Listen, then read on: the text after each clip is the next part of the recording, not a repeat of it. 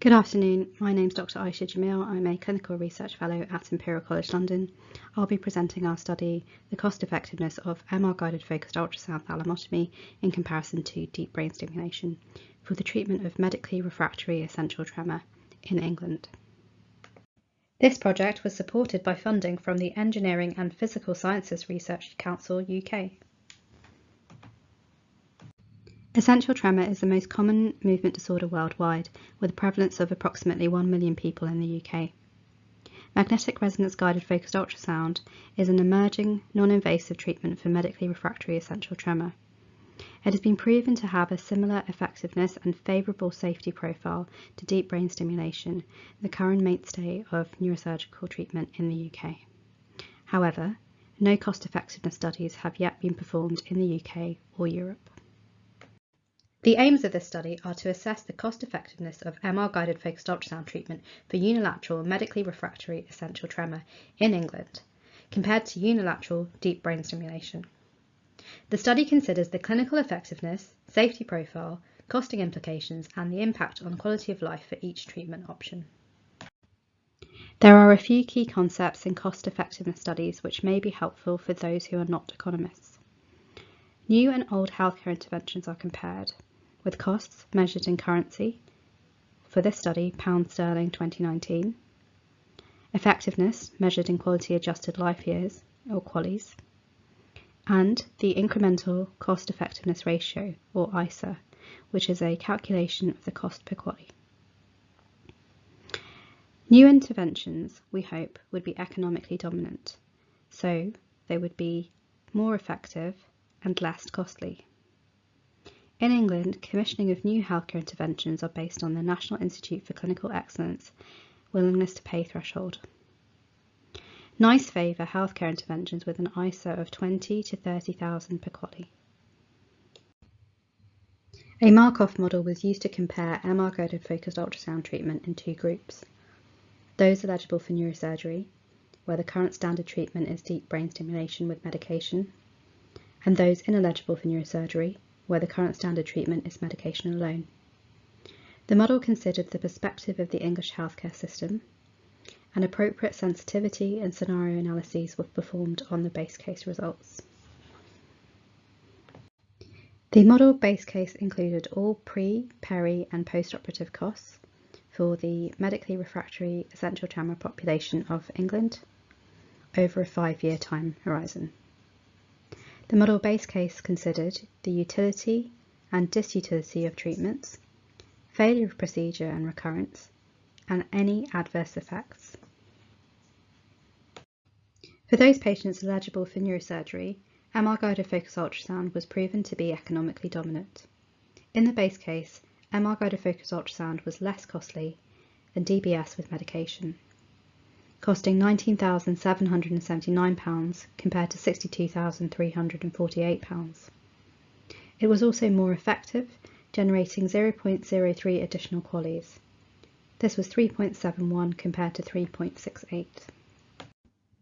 For those ineligible for surgery, MR-guided focused ultrasound was compared to medication alone and was deemed to be cost effective. In the base case, MR-guided focused ultrasound cost £16,000 more than medication alone, but yielded an additional 0.77 QALYs per patient. In reality, many new interventions are more costly and more effective, and in these cases the cost per QALY comes into play, or the ICER. For the non-neurosurgical group, MR-guided focused ultrasound had a favourable ICER of £20,851 per QALY gained. This ICER falls within NICE's willingness to pay threshold of between £20,000 and £30,000 per QALY. To explore the robustness of the base case results, uncertainty analyses were performed. These included deterministic sensitivity analyses, probabilistic sensitivity analyses, and scenario analyses. In the deterministic sensitivity analyses, the input values were varied between their upper and lower limits. The DSA considers all probabilities, utilities, and costs, and determines which parameters have the biggest impact on ICER. For the MR-guided focused ultrasound group, the utility for marked improvement in the first year post-procedure has the biggest impact on its ICER. In the DBS group, the utility for the baseline state and probability of recurrence has the biggest impact on Ayesha. The results can be seen for both strategies in the tornado graph here. For the probabilistic sensitivity analysis, a Monte Carlo PSA was run with 1,000 iterations.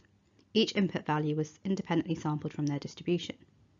The PSA Ayeshas are presented here in the cost-effectiveness plane.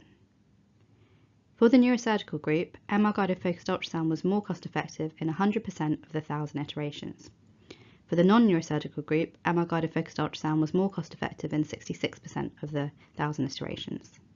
This cost-effectiveness analysis curve illustrates the PSA, with NICE's current willingness to pay threshold highlighted in green.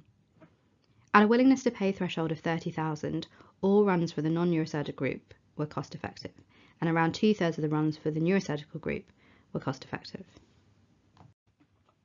Scenario analyses were performed, which involved varying model inputs, including age, time horizon, and trial data. For each scenario analyses, a DSA and PSA was performed.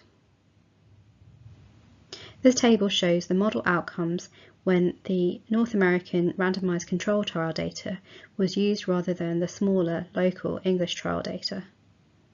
In this scenario, MR-guided focused ultrasound remained cost-effective with a favourable Ayesha. The major limitation of the study is based on the quality of the data for inputs. Where there was incomplete or no data, the model required assumptions. These, where possible, were validated by clinical experts, and scenario analyses allowed the base case to be tested, for example using the large RCT data to validate the small English trial data. Another limitation was the short time horizon used in the model base case.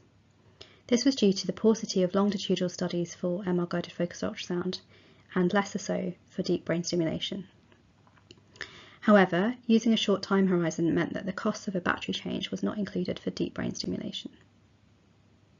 A third limitation is that there was no value given to any patient preference between non-invasive MR-guided focused ultrasound and deep brain stimulation. In the model, patients were equally likely to choose between the two options. Any future cost-effectiveness study would benefit from improved data inputs, including further research on the long-term efficacy of MR-guided focused ultrasound and deep brain stimulation, a head-to-head randomized control trial of MR-guided focused ultrasound and deep brain stimulation, research into utilities and disutilities for different health states, and any studies determining patient preferences between the two treatment options. Ideally, the next cost-effectiveness study that we could perform would assess bilateral MR-guided focused ultrasound compared to bilateral deep brain stimulation. This study demonstrates the favourable cost-effectiveness profile of unilateral focused ultrasound treatment for medically refractory essential tremor in England, in patients who are suitable and those who are not suitable for neurosurgery. As the first European cost-effectiveness study, outcomes here can provide a basis for future commissioning of brain MR-guided focused ultrasound treatments in the UK, Europe and worldwide. Here are our references. We would like to thank the team at Aquarius Population Health, without which we would not have completed the study, and our focused ultrasound clinical team at Imperial. Many thanks.